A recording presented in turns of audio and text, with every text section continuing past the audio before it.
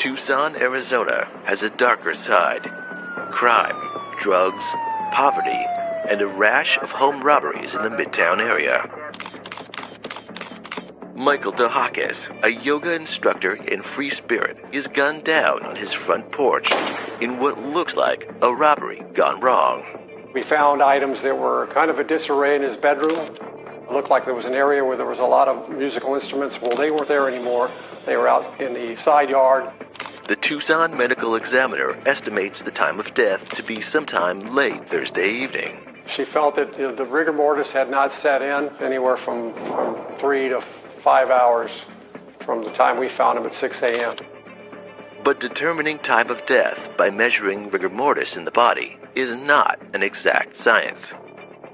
Rigor mortis is the stiffening of the muscles. It's a chemical reaction, but it doesn't always tell you an accurate time of death. It's estimated. Unless you're there, you see the person die, that's where everything is an estimate. The medical examiner shows detectives there is no exit wound. We were able to turn the victim over and find there was not an exit wound. It was a defect that was against the skull in the back, consistent with the bullet still being in his brain. Detectives check for a spent shell casing that would typically indicate an automatic handgun, but there is none to be found. They determine the weapon is most likely a revolver. A .38 caliber slug is retrieved during the autopsy, but an interesting star pattern around the entrance wound and hand scratches consistent with gun struggle piqued detectives' curiosity. There was some burn patterns on the victim's forehead by the entrance of the wound, consistent with someone standing a few feet away and firing a handgun. It was close enough to leave the gassy particles of burn pattern on his forehead. Everything detectives learn only substantiates the robbery theory. Returning back to the police station, my partner and I went through all the most recent burglary arrests. So they figured somebody had come in, burglarized it, and as they were walking out of the house, Michael was coming in, and that's when he got shot. We contacted burglary detectives and found out that 2 known burglars had been arrested in the area of where Michael lived. Robbery Division shows detectives 2 suspects, Joseph Keys and David Wynn. They were known burglars in the area. The burglary that they were arrested for, I believe on Sunday evening, there was a guitar involved. So that kind of piqued our interest. We were excited about that. We went to the jail and interviewed these 2 individuals, and they were pretty much defiant and hardcore criminals serving prison time before. So we didn't get a lot of information from them, but one of them, we were able to do a search warrant on his house. Police race to the suspect's home to search for evidence, hoping they can tie it to Michael's murder. Detectives find what looks like blood splatter on a bandana, pants, and shoes. At that time, we felt very likely that we found our suspect and we had the right person. Detectives send the bandana, pants, and shoe for blood analysis and request the shoe be matched against the footprint found at the crime scene. If the blood matches Michael's, their robbery hunch will have paid off. We knew we had some more follow-up to do, but our team was excited about that. While they await lab results, detectives continue to build a profile on Michael, following up with known contacts and family. From the day the murder happened, just was nonstop. My time during the weekend after the murder, I spent contacting many of Michael's contacts that were in his cell phone. Cell phones were somewhat new at the time, so it was difficult. As police started piecing together Michael's life and who knew him, who hung out with him, who he knew, it came up pretty quickly that he was seeing a woman who was younger than he was by about 15 years. She had been in his yoga class, but they started having an affair. And her name was Amber Trudell. Amber's name was on the top of his contact list. I did leave a message with her, and she never got back to me. Detective Jimenez finds it odd that Amber does not return his call after the killing. Detectives also recall Michael's kids relating their story of meeting Amber and the way she reacted to their dad spending time with them. For Michael, a devoted father to his 4 kids, Amber's erratic behavior creates stress in their relationship. I had not known him prior to his relationship to Amber. He was flirtatious, and he had that type of personality, the look that fit the yoga instructor. Michael is known to give private yoga lessons to students from time to time. He gave her private lessons because she was rather shy and didn't like to go to the yoga class with everybody else. But Michael and Amber's relationship quickly goes beyond student and teacher. They are lovers. He described his relationship as being on and off. Not that it was volatile or anything like that, but they would be fine for a couple of weeks, and then she'd get mad at him, and then she'd stop seeing him, and then they'd go back on together. And I could see why Michael liked her. She was good looking. And it seemed like an odd match initially because of the fact that it was on and off all the time. But Michael was just having fun, which is what he did. She wanted Michael to change the way he looked. She was not happy with him dressing like a hippie, with sandals and long ponytail. She didn't like that look. So I thought that was a little bit odd, but yet she continued having a relationship with him. Public opinion on the case puts pressure to find the killer. But the lab results they're waiting for are about to spin their investigation in a whole new direction.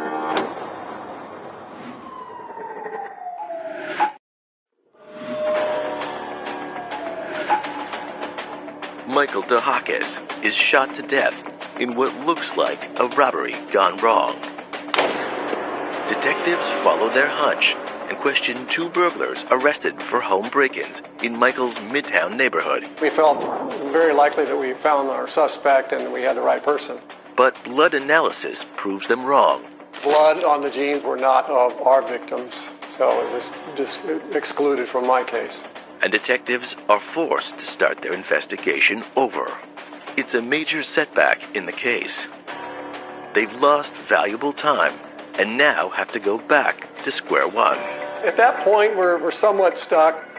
But the case is still active, and detectives need a break before it goes cold fast. I received a call from Amber's employer, and that's when our interests turned towards Amber at that point. Detectives discover Amber has worked at an accounting office for several years and is a very good employee. And she gave us information that Amber said that she had to go out of town but would return to work on Monday. It was Tuesday. Her manager felt that it was not like Amber not to show up to work. But that's not all her manager has to say. Oh, by the way, Amber is married, and they live in Midtown. But she's having marital problems with her husband, Justin Goodwin, that are distracting her. Now, detectives are looking at a possible love triangle crime. The question is, who shot Michael? Could Justin be the jealous husband who finds out his wife is having an affair with her yoga instructor? There are so many questions that arise when you have someone having an affair with someone, but then somebody is killed in that love triangle. I mean, there are soap operas built on things like this. Detectives visit the bagel shop where Justin works as a night shift baker. But they're surprised to learn he quits just 3 days after Michael DeHakis is found murdered. The manager and his staff tell them they've never met his wife, but they know there are problems because of a domestic violence arrest the year before. We're able to do a records check on Amber. We did find that there was a previous arrest of her and her husband over a domestic violence type issue where a handgun was taken into evidence. There was one incident early in their marriage where she had gotten drunk and pointed that pistol at her own husband. She didn't shoot him, but it was enough to call police out. Both of them had been taken into custody, and that a handgun was involved, so I felt that we need to find Amber and speak to her. But detectives have no luck contacting her or her husband. The employer saw Amber's husband, Justin, and another male loading items from their house into a rental truck. So she called us. I had officers dispatched to the residence where Amber and Justin lived. When officers arrive, they find Justin is armed. And a handgun was taken from him. It was a semi-automatic Glock. Detectives know it is not the murder weapon, since the Glock is a .40 caliber weapon, not a .38 caliber. And he was taken to the police station for questioning, and that's when I spoke to Justin for the first time. You not only have to look at Amber and Michael, but you have to look at Justin, her husband. Where was he? What did he think? Did he know about this going on? Where was he that week when Michael was shot? But Justin denies knowing anything about Amber and Michael's relationship. I didn't know anything up to that point about her having any kind of an affair. It was hard to figure out where he was coming from because I didn't feel he was being truthful. I felt he did know where Amber was, but he stuck to his story that he and Amber were no longer together, that he was loading furniture because they were getting divorced and he was leaving, and he did not have any idea where she was. I guess that's not an alibi for me being up there in between the time frame that you guys say that I was supposedly doing whatever I was doing, or whatever you think I might have done, which I can tell you that I didn't do. He was upset. I didn't have enough to arrest him on. A concealed handgun was just a misdemeanor at the time. Basically told him not to leave town and to please call us if Amber returned. But something else very interesting happens during that initial interview. During the interview with Justin, we had his cell phone in our custody in another office, and his cell phone kept ringing. The officer answers it. It's a young female asking where Justin is and who has Justin's phone. When the officer identifies himself, she hangs up. We did trace of the phone. The phone number that was dialed from was the office phone of Extended Stay America. We had officers in that area respond. They made contact with the manager. Could the mysterious female caller in fact be the person of interest for the murder of Michael Dohaquez? The whole team is perplexed about this. Was it a vindicative thing that the spurned lover did? She was pretty angry that night. We're thinking that we're letting the killer go.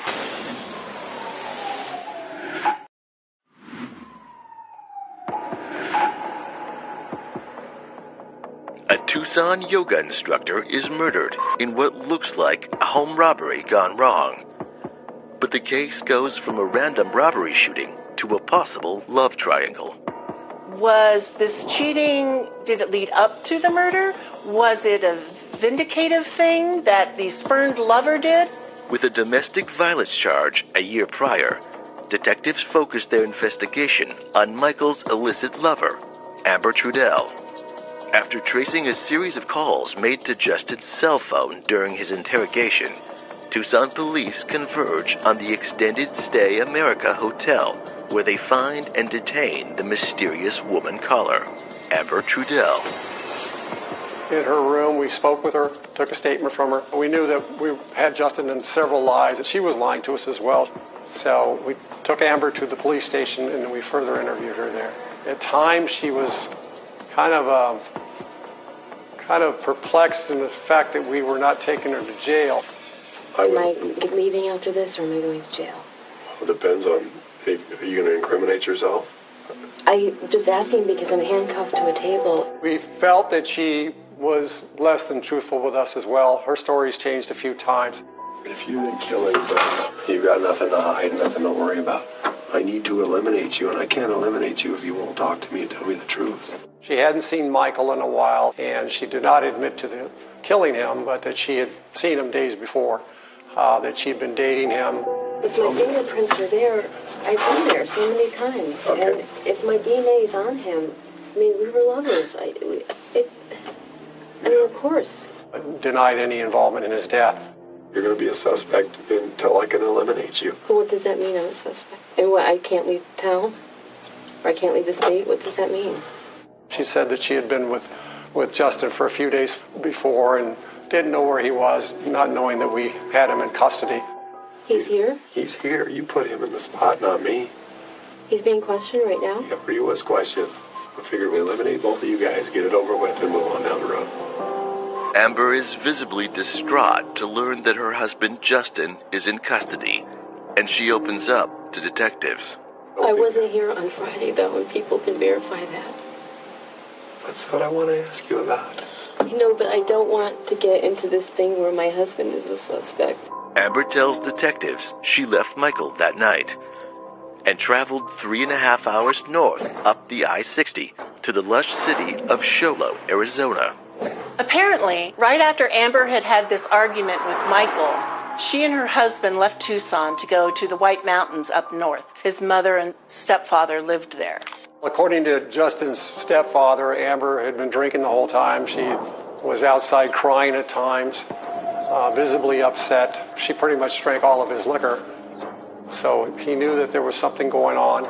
From what Justin told us in his first interview, that Amber carried a gun, always carried it in her purse. We first asked Amber where her weapon was at the Extended Stay America, and she said, "I don't have it, I don't know where it is." So it was not in her purse. She allowed us to search her purse. Detectives push Amber for the truth, citing they know she has a gun based on her domestic charge a year ago. She had no idea where her handgun was. After interviewing Justin and Amber, we decided to release them. We knew that they had an alibi, that they were in Show Low, Arizona, at Justin's parents' home the morning of the 27th when Michael was found. The detective's case stalls hopelessly for a second time. The whole team is perplexed about this. We're thinking that we're letting the killer go, but we don't have enough evidence to tie her to the crime because she has an alibi. The investigation has reached a standstill. We know that we have to get further information to determine what happened in this case. That break comes when Justin's stepfather, a retired detective himself, can no longer ignore his curiosity. Our next turning point is when Justin's stepfather calls us.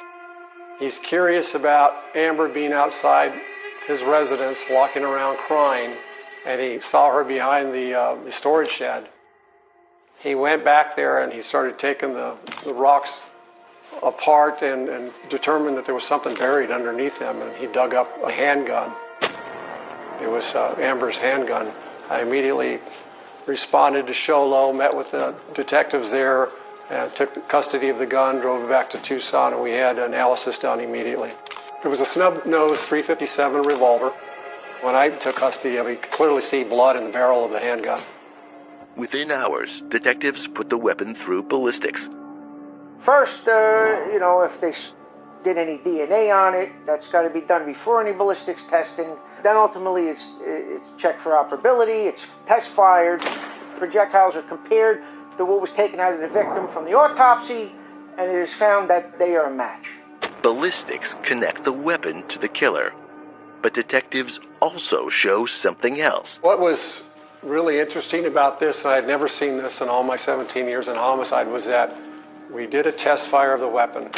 It left a star pattern on the board that was nearly identical to the star pattern that the victim had on his forehead. The case is starting to go their way.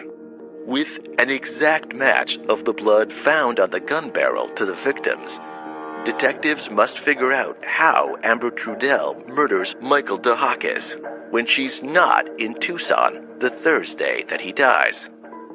I definitely knew something was off. I felt, along with others in the team, that perhaps he was killed days before. I met with the doctor. We had to change our timeline. When we found Michael had larvae in his eyes, and larvae doesn't set in immediately after a fresh kill. He'd been laying there for probably 2 days on his porch without anybody finding him. Which to me is unreal. I mean, how could somebody lay in a pool of blood at their front door with the door wide open in a neighborhood where people walk them down and drive and not be found? But that's the way it happened. In Tucson, our front porches aren't like the front porches in the Midwest where you have the nice little white railings and everything like that. It's more of a patio, and there are some bushes in front of it. We also realized that Michael had been in rigor mortis after his death and had already gone out of rigor mortis, so his body was very relaxed. Late September was a very hot, humid day, so his body temperature was warm based on that. Evidence is lining up against Amber Trudell, but detectives still have to establish a motive for an arrest warrant. One of Michael's good friends, Eli, steps forward, and he says he has information about that Wednesday night and Amber Trudell's behavior that night toward Michael. It wasn't until a week later when they had a ceremony for Michael in his honor. I was talking to several people after the ceremony, and I was explaining that I just saw him that Wednesday night. He also said that he had not shown up for his yoga classes on Thursday, so since I had seen him Wednesday night, they thought that there was part of the puzzle there that could help the police discover what was going on. Eli Curiel did come to our police station and gave me a very good interview as to what had taken place the night that Amber and Michael were at the bar together.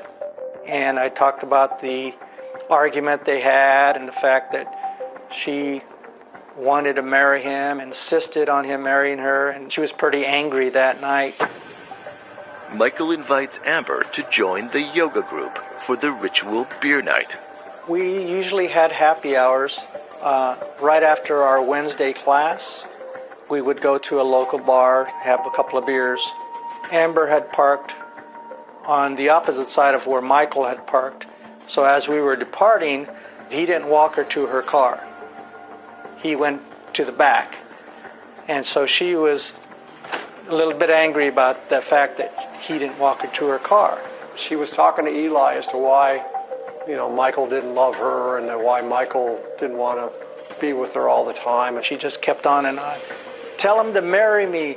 Tell him to marry me. And I said, I can't tell him that. He's been married several times before, and he doesn't want to get married right now, but he still likes you. And she wouldn't have any of that. She was very angry. Michael, Amber, and Eli decide to go to a second bar for another drink.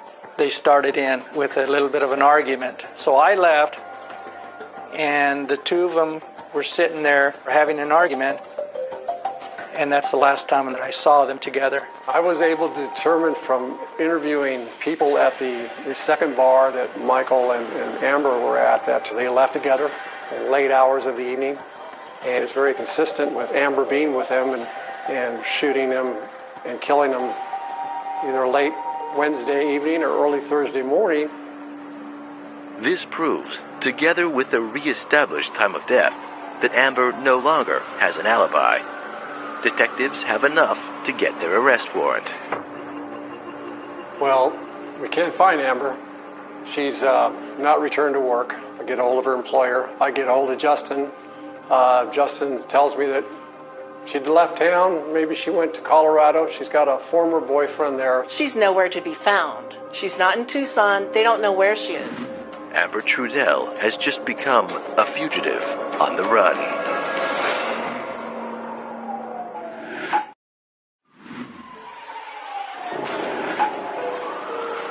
A yoga instructor's volatile extramarital affair with his student lead to his brutal murder. Detectives recover the murder weapon and, after re-establishing the time of death, debunk her alibi. Fearing arrest for the murder of Michael DeHakis, Amber Trudell is a fugitive on the run. I had never characterized Amber as being a cold-blooded murderer, but I didn't know a lot about her. Nobody had a clue that she was married. Nobody knew that. So I assumed that she was single, and I believe everybody else did. And I was shocked, I was floored that she turned into a maniac, devil, crazy woman that was completely opposite of what I knew of her before the murder. But regardless of what anyone thinks of Amber, she's now a fugitive. The news goes out across the country. We were working closely with the Marshal Service at the time. They had agents back east watching Amber's grandmother's house in upstate New York. U.S. Marshals alert Detective Ben Jimenez that Amber has switched vehicles. We determined that Amber had sold the white pickup to a car dealership in Connecticut and traded it in for a red Chevy Blazer, I believe. Amber signs the sales agreement using her brother's Plainville, Connecticut address. The Marshal Service tracked the blazer to her grandmother's house in New York, behind a storage shed. And they were able to determine that Amber was there. They saw her coming and going from the house to the Chevy Blazer at times. They took her into custody, determined that she may be going into Canada. United States Marshals arrest Amber Trudell for the murder of Michael DeHakis. She was in a lot of denial. I told her she was under the arrest for her boyfriend at the time, Michael DeHakis, that we had the handgun, that it matched up, and she didn't want to answer questions at that point. They escort her back to Tucson to stand trial for first-degree murder. I was writing crime for the Tucson Citizen newspaper. By the time they arrest someone and they start going to show up in court, that's when I took over the case and started writing about this murder case. March 2005. Amber has her day in court. Everybody wanted to know Amber's story. Why did she leave? If she was innocent, because we started hearing that it was self-defense, there had been an argument. Was it suicide? Was she an abused partner? There were many different scenarios coming through as she appeared in court for her hearings and her public defender started filing motions. The public defender portrays Amber as the victim of Michael's sexual predator tactics over his younger and vulnerable yoga student. We had two very different competing images of Michael, the victim.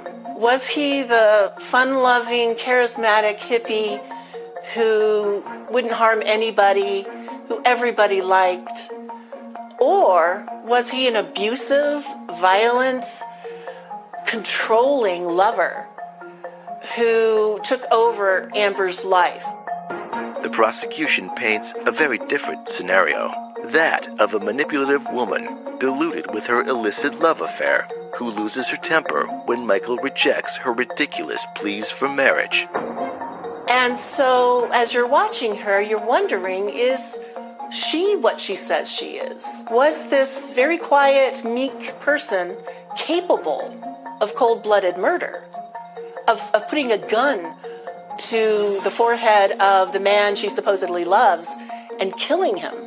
It was very intriguing to watch this playing out in the courts with all these different scenarios, nobody quite knowing who was the real Michael and who was the real Amber. In a landmark move for a murder trial, Amber and her lawyer decide to let her testify. She had a compelling story, and she appeared to get emotional and set up a case so that Michael was the one who brought about his death. She said that Michael got mad because she said she had told him that she had to go back to her husband. As she's getting ready to leave, she grabs her purse and her gun, and that he got down on one knee and grabbed the hand and the gun from her and put the gun up to his head and said, "Shoot me because I'm a bad man and I treated you poorly." And somehow that gun went off. That's Amber's story. Meantime, his friends and family had come forward and said, no, that Michael was actually thinking of breaking up with her. I don't believe her version because it's contrary to everything that anybody knew about Michael. There wasn't a mean bone in his body. And again, you're watching Amber in the courtroom being very passive, very quiet. We all felt that she was not telling the truth. And the way she described it, the gun was at his forehead, and we felt this couldn't be because there wasn't a contact wound left that was more consistent with being shot from a distance. So everyone wondered, is the jury going to buy this? Are they going to let her go? The first trial ended up in a hung jury. There was one juror that felt that Amber was innocent. For the people of Tucson, the murder of the yoga instructor in Midtown has now entered the truly bizarre. But for family and friends still coping with his loss, the mistrial is a devastating blow. many wondering why certain aspects of Amber's violent past are not even entered as evidence. Now, one of the things that did not come out in trial, there was a audio tape that was made by her husband that was not brought into evidence. And that audio tape was very revealing about her character when she drank. The tape reveals her screaming at the top of her lungs, drunk, threatening to kill her husband. So even though a mistrial was declared and a jury couldn't reach their verdict, that didn't mean that Amber was free to leave. Prosecutors had every intention of trying her again.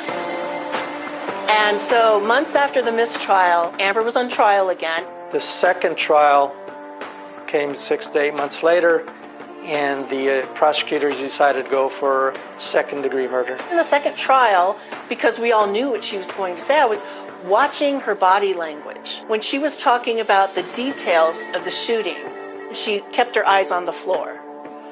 A lot of time, the experts will say that is proof of a lie. She doesn't want them to see the lies in her eyes. Amber Trudell is convicted of second-degree murder and is sentenced to 13 years in jail. I did not particularly like the 13 years. I thought that it should have been more. The family felt the same way. Of course, it was up to the judge to make the determination. I've covered a lot of murder cases in my career. And this case, Amber Trudell, does stand out as one of the most interesting ones because of the human drama and the tragedy of someone like Michael. Certainly the world can use many more Michaels. Every time September 24 comes around, I do think of Michael, and we reminisced about Michael and his character and what we would have probably been doing if he was still around. The fact that he was gone way too soon was a tragedy, and we just miss him dearly.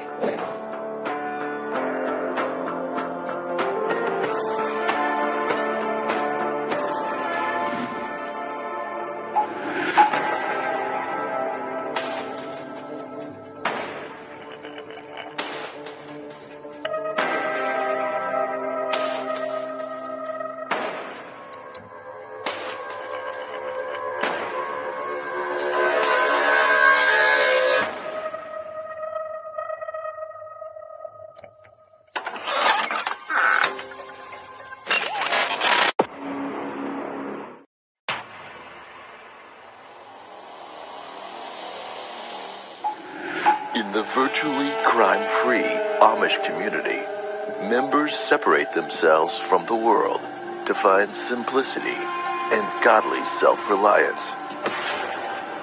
But not everyone adheres to the rules. He had a lot of girlfriends. He had a cell phone.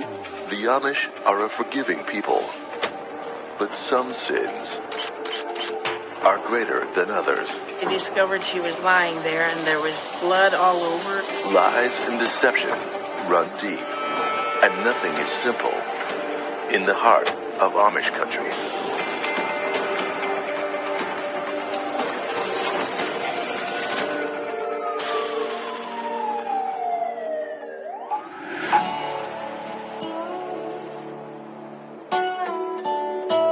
Wayne and Holmes County, Ohio, home to the largest population of Amish in the United States. The Amish came to the American Midwest about 250 years ago, fleeing religious persecution in Europe. They exist without electricity, plumbing, and many things we take for granted. So their life is still pretty much as it has been for more than 200 years. They feel that they can be closer to God if they don't have the conveniences that we have. Within this low-crime community, there are only 2 reported murders among the Amish in America in more than 250 years. Eli Weaver and Barbara Miller are born into the Andy Weaver sect of the Amish and meet as teenagers. The Andy Weaver sect is one of the most conservative of the Amish sects. There are several different groups within the Amish in Ohio. The churches aren't structured, but every week they take turns and meet in barns.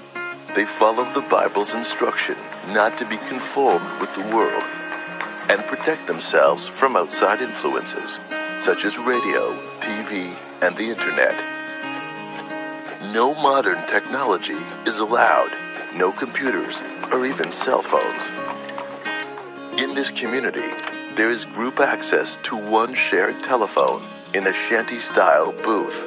The phone booth is one that they use regularly for their calls. It's not just an emergency, but it's like neighbors share the phone.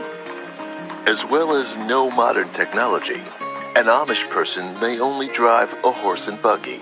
So if they require a car ride, they are allowed to hire what they term an English driver. That's just their way of distinguishing between other people and people who are like them. Then they say like the English or the Mennonites when they're referring to a driver to come and pick them up. Eli and Barbara get to know each other as teens over Sunday meals, barn raisings, or when somebody is married. The Amish are what are called Anabaptists. They believe that everybody has an individual right to decide if they're going to become baptized and stay in the Amish community.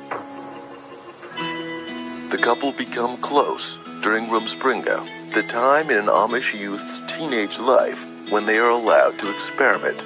Rumspringa is the process of a teenage Amish child living English, trying out these things they want to try. It's not too uncommon to have Amish kids involved in a drinking party where there's underage alcohol consumption. Barbara Weaver was born Barbara Miller, and she had what I think of as a very typical childhood. The way that she spent her Rumspringa years as a teenager was not pushing the boundaries and drinking and driving and carousing, but she would have girlfriends over. They read Amish romance novels, and it was just as innocent as you can imagine. Eli always had a reputation as a troublemaker.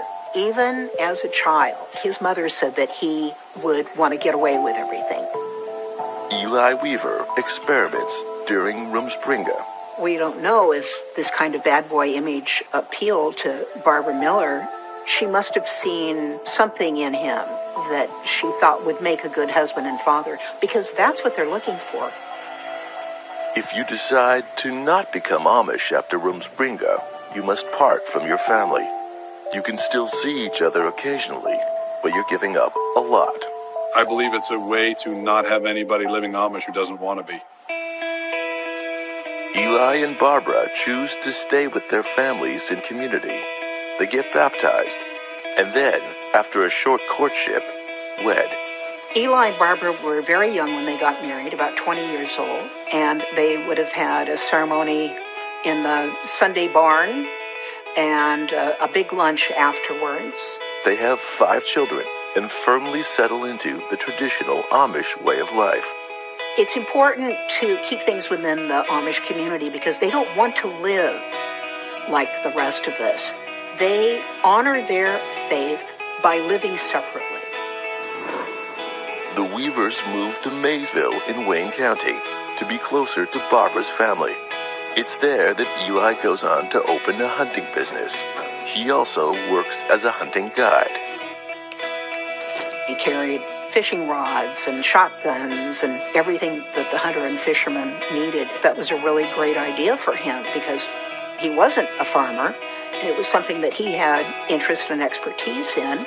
His business is successful, and Eli and Barbara raise their children and live the typical Amish life.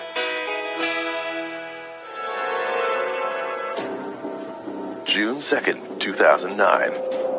Barbara sleeps alone in the wee hours of the morning, only her and the children in the house. Sometime later, an armed intruder enters the Weaver household through the unlocked door.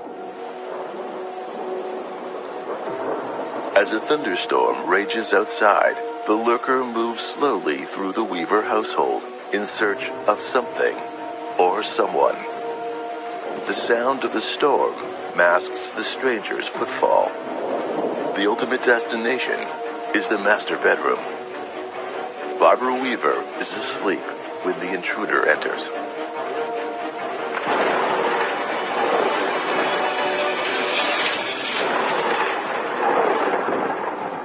The morning of June 2nd, one of the Weaver children tries to wake his mother up, but can't. She was wearing a nightgown, and she was lying on her right side, and there was a huge wound in her chest. He runs to a neighbor's house and tells her his mother won't wake up, and her feet are cold.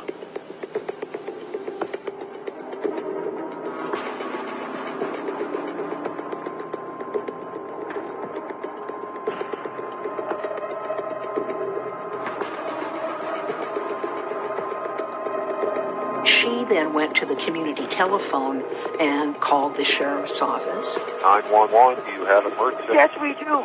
Person not responding. Did you know if the person is breathing? No, I don't think she's breathing. I had no idea what was going on. I happened to glance back down the alley and I saw 3 sheriff's cars. And I said, what on earth is going on back there? And then her sisters told me that Barbara had been found unresponsive and bloody, and everyone was just in shock. It's inconceivable to friends and neighbors that the young, vibrant, and peace-loving Barbara Weaver, a pillar of the Amish community, is dead.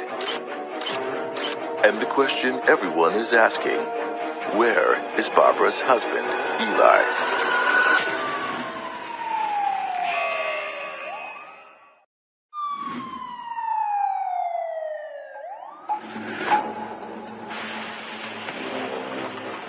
In the tight-knit Amish community of Wayne County, Ohio, the ultra-conservative Andy Weaver sect has strict rules of conduct that all members adhere to.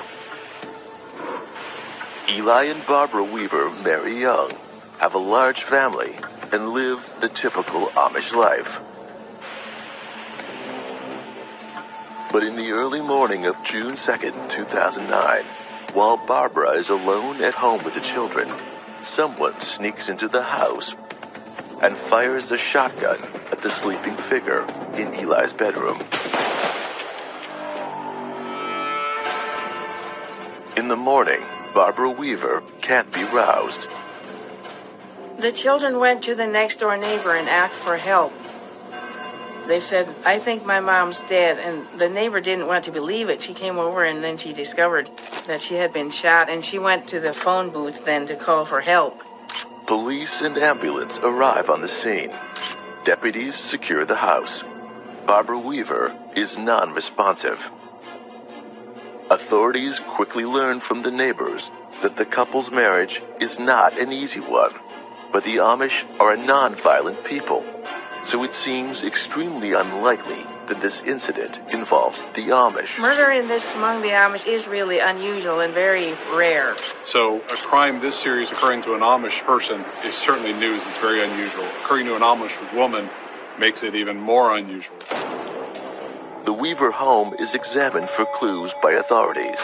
At 11:30 a.m., the coroner arrives.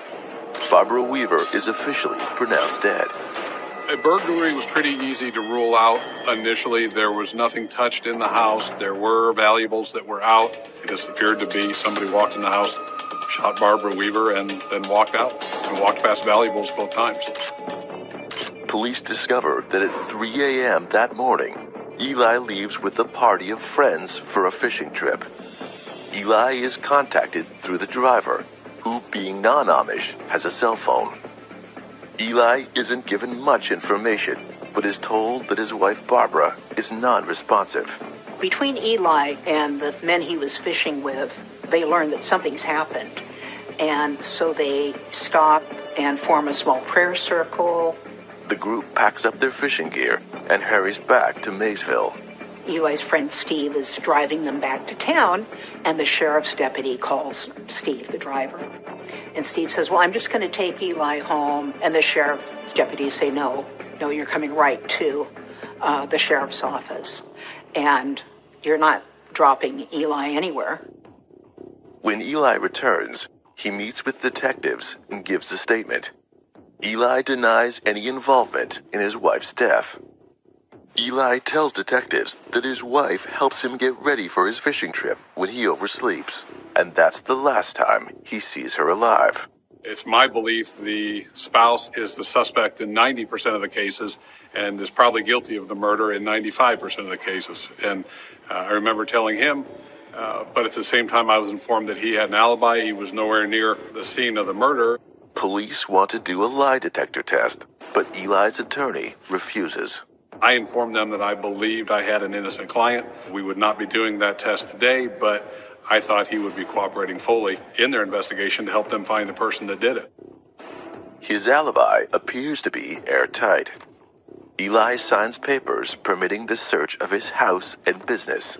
They, after a while, took him home and had him change his clothes so they could take his clothes. They tested his hands for gunshot residue.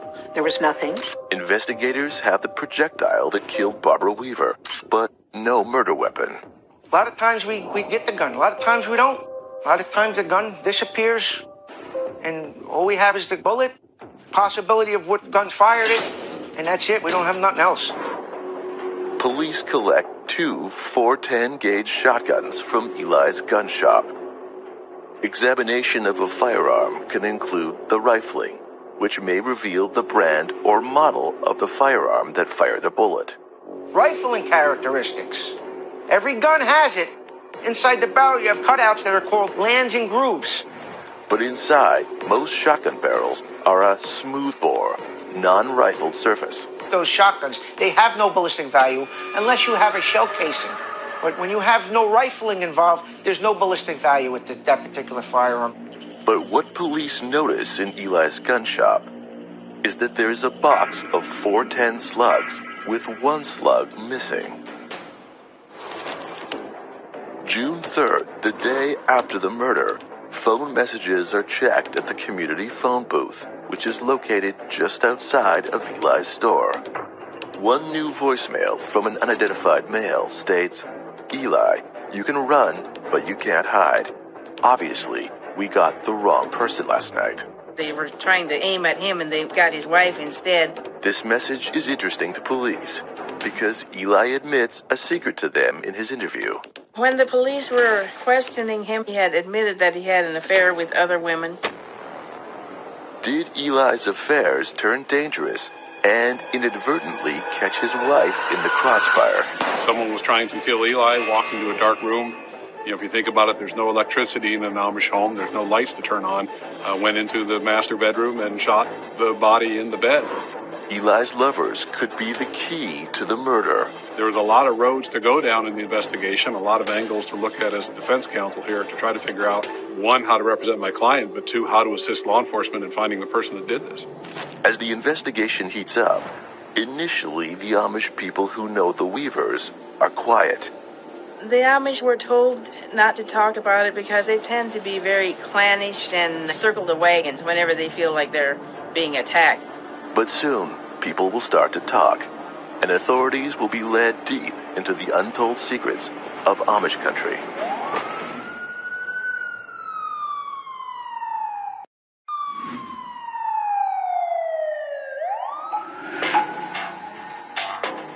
Barbara Weaver, a young Amish wife and mother, is found shot dead in her bed.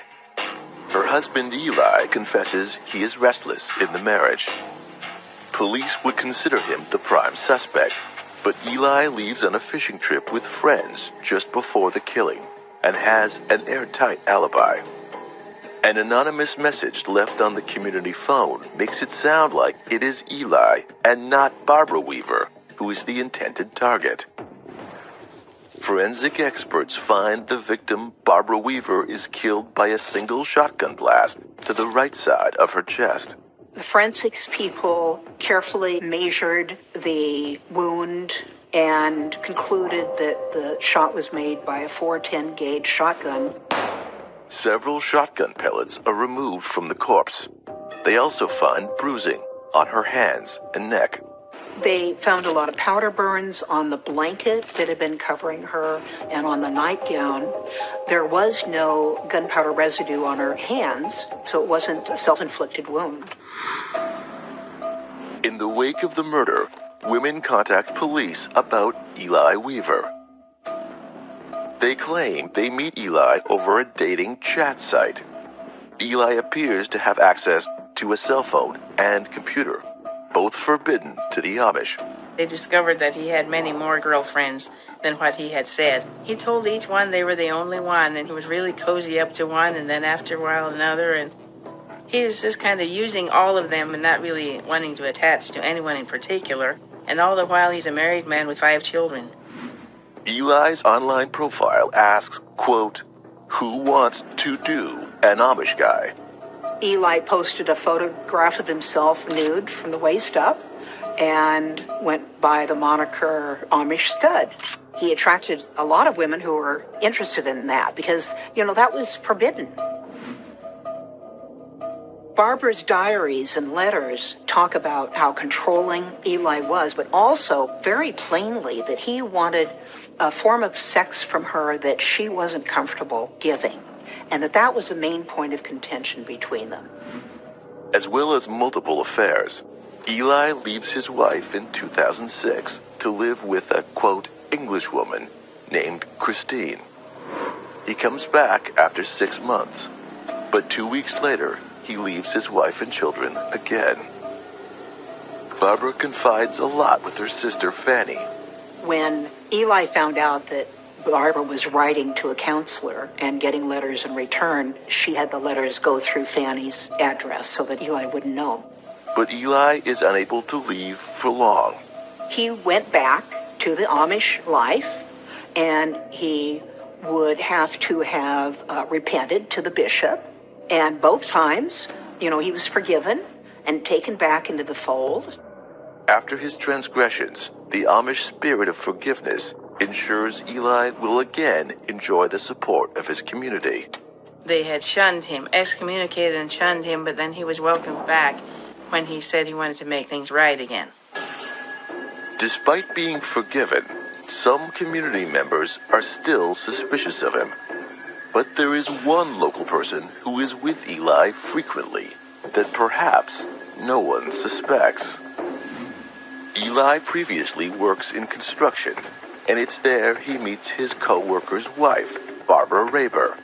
Barb Raber was raised Amish, but she was living an English lifestyle. She had a husband, she had a couple of children, and part of her employment was to drive Amish around and charge them for the travel. They, at some point, began to have sexual encounters in her car or in the woods or in his barn. And she gave him a laptop and she gave him a cell phone. Through his girlfriends, police learned that not only does Eli have his own cell phone, but that he has murder on his mind. They were sharing with the detectives that Eli would jokingly say to them, if you see my wife, will you run her down? Or how much would it take to pay somebody to poison my wife? None of them were interested in doing that. She knew Eli had been exploring murder methods, and he had asked her if she would help kill his wife, and she was pretty convinced that he'd had a role in the murder. Detectives want to get more concrete evidence. She's wearing a wire, a bug, and she's actually left the police station, is in her car, when Eli phones. She asks him about what happened to his wife. She and Eli discuss the murder. Though he gives no incriminating information away, police now have his phone number. They get a subpoena for the phone records and learn that Barbara Raber has been giving Eli some interesting gifts. She paid for his cell phone and the calls, and eventually she paid for cell phones that Eli was giving to some of his girlfriends. Meanwhile, police make headway with the mysterious phone call left on the community phone. It never added up to anything.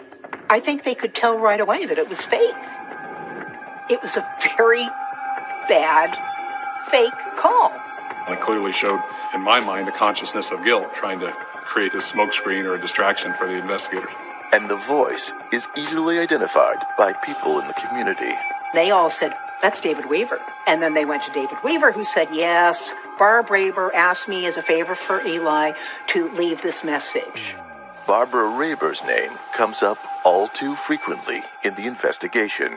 When it was discovered that Eli had a cell phone with him, they got access to the phone, and they did request the cell phone carrier preserve any text messages and activity on that phone.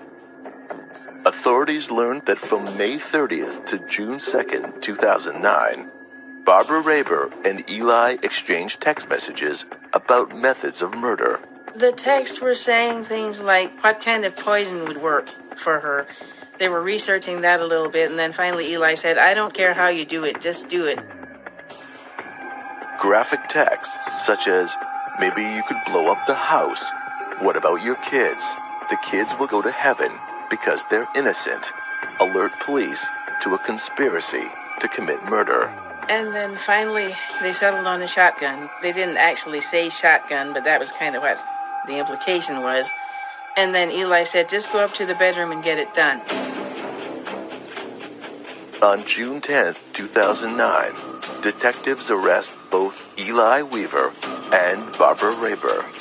When Eli is brought out of the house, his children watching, his legs give way, and he has to lean on the back of the sheriff's car before he gets inside. Almost the same thing with Barb Raber. Her legs give way, and she's more vocal than Eli is. She says right away, will I have an attorney? Is there an attorney there for me? She also says to the deputies, it doesn't look good, does it? I was surprised when that happened, but in talking with the officers and looking at the reports, then I saw a little closer, a little more of the picture that they had, and thought their decision probably was justified with what they knew. But then they continued to investigate and really put a pretty solid case together based on circumstantial evidence, but overwhelming circumstantial evidence of Eli and Barbara Raber's guilt. Barbara Raber admits to police she has an affair with Eli, but insists it ends 6 months earlier. She is adamant she did not commit murder, and that she has an alibi. Barbara said she was home all night, and her husband knows that. His husband was there, too. But Eli says it is his lover, Barbara Raber, who commits the murder. He continued to point the finger at Barb Raber. He said he didn't know what had happened, but implicated Barb. The day after Barbara Raber's arrest, she has a change of heart and admits she goes to the Weaver house around 4 a.m, armed with a .410 gauge shotgun. She says her only intent on the night of the murder is to frighten Barbara Weaver. But then something unexpected happens.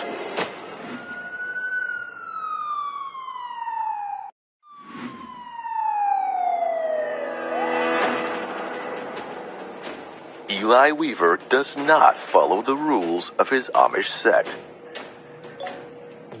He has multiple affairs and even leaves his family twice.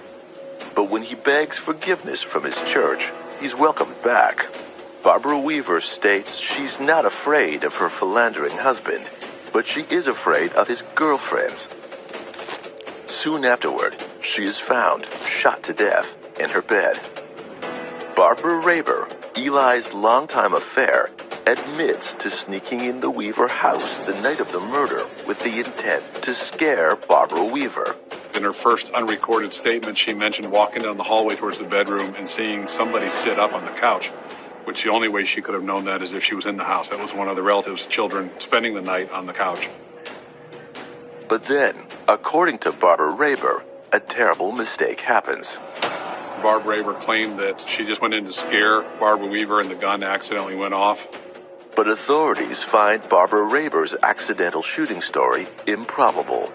The texts police have seen between Barbara Raber and Eli show a cold-blooded killing, orchestrated by Eli and carried out by Barbara Raber. I remember some of the text messages from the night of the murder, her telling Eli, I think it's like 3:30 in the morning, she's scared, she didn't know if she could get through with it, how is she going to get in the house, where should she park, him explaining that the basement door is open, there's a flashlight there for her, She was looking for him to give her strength to pull this off, and he was willing to keep pushing her and giving her the information, giving her the incentive, the encouragement to go in the house and do what she did. And she felt like she just had to do it because she was doing it for him. Barbara Rayber appears to be someone who Eli Weaver could easily manipulate. She shows herself to be a supporter who is always there for Eli. Maybe even when it comes to helping Eli plan his wife's murder. As Barbara Rayber writes in a text, quote, "I thought if we could get that fly poison stuff in a spice cupcake, she might not detect it." The moment that Barb Rayber is arrested, they have a search warrant and they go in to search her house. It's kind of tough because she was a hoarder. It was so bad that it was mentioned twice at her trial, how difficult it was to search her house. They found a laptop that she had sort of hidden, and they found that she had searched 841 times for poisons, using searches such as quickest way to kill a person or easiest way to kill somebody. Police learned that a few weeks before the murder, possibly inspired by Barbara Rayber's research on poison, Eli tries to kill his wife, Barbara Weaver, himself. She took a sip and she knew instantly something was wrong and she spit it out. And she asked him, "Eli, what was in this?" And he said it was sleeping pills. He was trying to kill himself. But I think she knew. She wasn't that stupid that she wouldn't have known that he was actually meaning for her to drink it. Even after the incident, his wife, Barbara Weaver, stays with Eli. It's a sacred thing among the Amish that you stay in your marriage and you work things out. You don't just leave. It's not an option to divorce. After his failed attempt at murder, texts show that Eli encourages Barbara Rayber to do the job for him. He could pretty much just get her to do what he wanted. And she thought they were going to have a life, and she would do this for him.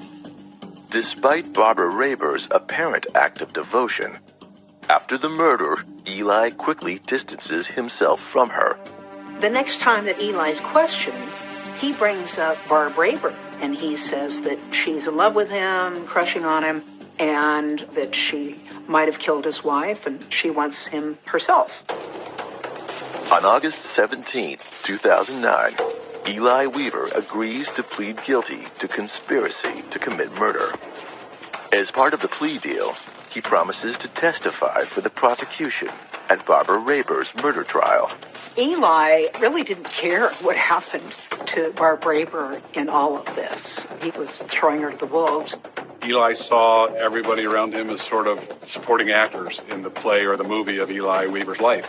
Barbara Rayber, however, doesn't want a deal.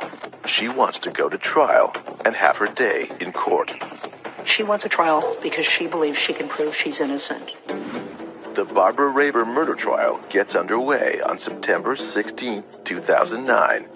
Gun store owner Larry Miller takes the stand and testifies that the defendant, Barbara Rayber, purchases a .410 on November 15, 2008. David Weaver describes the message he left at Barbara Rayber's request on the community phone that attempts to confuse police about the shooting. He just said that's the kind of thing you do for a friend. David Weaver also mentions that he lends Barbara Rayber a .410 gauge shotgun in the past that she never returns. Her attorney worked very hard to propose a different scenario, and that is that Barb Rayber was never at the house, or she was at the house and didn't fire the gun. Defense proposes that Barbara Weaver is murdered by her husband, Eli Weaver, before he even leaves for the fishing trip, just after 3 a.m. The medical examiner said she'd been dead a few hours when her son found her, and they narrowed it to, I believe, between 1 and 7 o'clock in the morning. This timeline gives Eli ample opportunity to kill his wife before he leaves the house early that morning. In addition to the shotgun wound, Barbara's body has unexplained contusions, scratches, and bruising. Defense argues Eli is a murderer trying to frame his girlfriend, Barbara Rayber. What worked in her defense is that they couldn't show that Barb Raber had ever been in that house. Not one fingerprint, not one trace of anything else. It was as if nobody had been in that house except Eli and his kids. Eli Weaver has motive and opportunity, and so does Barbara Raber. Although prosecution has no murder weapon, no fingerprints, and no sign of forced entry. She had several different versions of what happened that were inconsistent with each other, inconsistent with the evidence, too. In her initial interview with law enforcement, Barbara Raber claimed that she just went in to scare Barbara Weaver and the gun accidentally went off. But then she later claimed she was never in the house. Following testimony from the medical examiner and several police officers, and with the case hanging in the balance, a surprising witness takes the stand.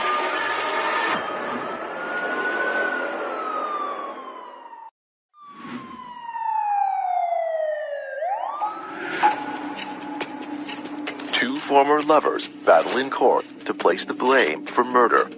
The victim's husband, Eli Weaver, and his lover, Barbara Raber, both have motive and opportunity. Barbara Raber's cellmate from Wayne County Jail is sworn in to testify. According to this witness, Barbara Raber admits to her that she purchases a .410 gauge shotgun after Eli Weaver, on numerous occasions, begs her to murder his wife. A compelling story against Barbara Raber takes shape. Raber also asked the cellmate if she knows how long a fingerprint can last on a gun. Barbara Raber gives police inconsistent statements, initially denying any involvement, and then later claiming Weaver's death is accidental. You can argue conflicting theories and tell the jury either one of these could be true, but I don't think you can go to a jury and say, I didn't do it, and also I did it because he made me. I think that sort of inconsistency weakens both of those arguments. Barbara Raber confesses to killing the victim with a gun accidentally and from afar, but that doesn't match the forensics. The autopsy of Barbara Weaver showed that it was a shotgun shot to her chest, fairly close range. There was powder residue, what we call stippling, on the sheet that was on top of her, which indicated the barrel of the shotgun was 6 inches to 12 inches, I believe, from her chest.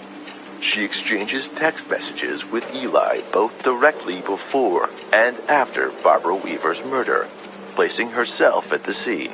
There were several avenues where she could have obtained a gun. There was a call from Barbara Raber to her husband asking him to get rid of that thing.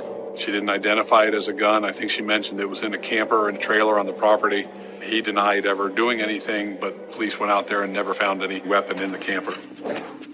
Eli Weaver testifies against Barbara Raber and notes that after he speaks of wanting to be rid of his wife, Raber suggests poisoning his wife, suffocating her, or killing her with a firearm. Eli explains that the detailed text messages he and Barbara Raber exchanged that clearly show her plan to murder his wife, including a text message in which she suggests the day of the murder, June 2nd, quote, would be a good day to do it. After the murder, Eli receives a text message from Barbara Raber asking that he not give up the cell phone, showing her awareness of its damaging content. Barb Raber and technology never got along very well. We know it was the text messages that implicated her. She also sends a text message to Eli asking him how to clean a gun so it will not appear as if it has been fired, and asking him what she should tell her husband if he discovers that the .410 gauge shotgun is missing. She thought when she was in jail awaiting trial that she could phone her sister and friends and her husband, and that the jail wouldn't know what she was saying if they spoke in Dutch, which is the main language there. So she just said all kinds of things in Dutch that implicated herself. And of course, the police department got a neighboring detective who speaks Dutch, and he came over and translated everything.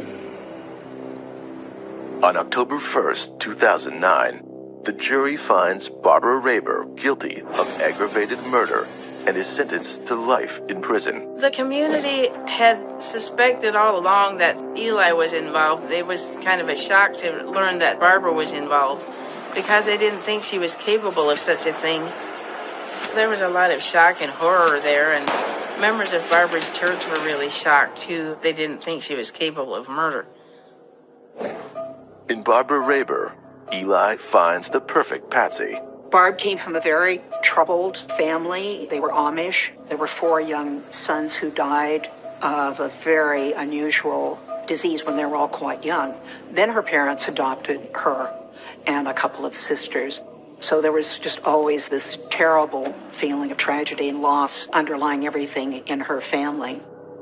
I understood that Barbara went along with Eli because she wanted to feel validated. She wanted to feel like she's really someone important. And she didn't get that from her family. The children of both Barbara Weaver and Barbara Raber inherit a terrible legacy of violence. Now they have one parent dead and one in prison, and they're being raised by relatives, and it's been really hard for the children. There is a larger trend now among the Amish to allow law enforcement into the community. They've been willing to report those crimes, where before they felt it was God's command not to report a crime. If somebody steals from you, turn your cheek. And that has slowly turned into a willingness to report crimes.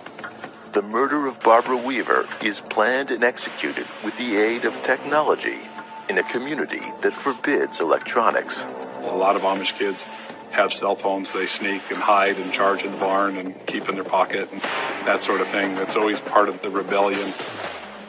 Because of his plea deal in exchange for testifying against Barbara, Eli Weaver gets 15 years to life in prison at the Marion Correctional Institution. I know that Eli has made friends in prison. I think he's the leader of a work group or something. The way I characterize Eli is that he's like a super con man. He knows how to get what he wants by using his charm, and he uses people as a means of getting what he wants. My opinion of him then became that he was clearly a very selfish man who would rather have his wife killed, and possibly his children as well, to get out of a marriage that he was not committed to, but yet to still have the Amish community, which he was not committed to, in the background willing to support him. So he really wanted the best of both worlds, and he wasn't worried about who he needed to kill to maintain that. His wife, who all she wanted was a good marriage and children, and who tried so hard to reach him and never could, but that she was murdered because he wanted to be free. In one of her last letters to her counselor, Barbara Weaver writes of her husband, quote, "I often think of Christ's words, 'Forgive him, for he knows not what he does.'" The Amish community is an extremely forgiving community, but I think this has served to sever ties with Eli. Although I have been told he still maintains a relationship with his children, I think some of them would be willing to see him or anxious to see him and reestablish a relationship. Eli's children, who are the victims of the crime, may possibly show their father Amish forgiveness. If you take into consideration the victims of the offense, they may be requesting the defendant get out. So that's another way to factor in how you decide whether or not justice has been served. If his children speak on his behalf, it is possible Eli will be released in 2024, when he is 44 years of age. But I don't believe he'll be able to come back to his Amish church and begin again as a member of the Amish community. Although, again, I'm amazed by their ability to forgive. Barbara Raber is serving 20 years to life at the Ohio Reformatory for Women and will be eligible for parole in April of 2032.